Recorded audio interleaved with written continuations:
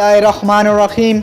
मैं हूं इमरान खान और आप देख रहे हैं सिटी 5 न्यूज़। बढ़ते हैं आज की ताज़ा खबरों की जानिब। पंजाब हाईवे पेट्रोलिंग पुलिस की दबंग कार्रवाई। SSP मैडम शाइस्ता नदीम साहिबा की सरबराही में DSP सज्जाद खान टिक्का साहिब उकाड़ा और चौकी इंचार्ज मोहम्मद अकबर SI बमन शाह की दबंग कार्रवाई।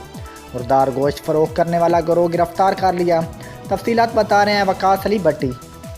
जी बिल्कुल, उकाड़ा पंजाब हाईवे पेट्रोलिंग पुलिस की दबंग कार्रवाई।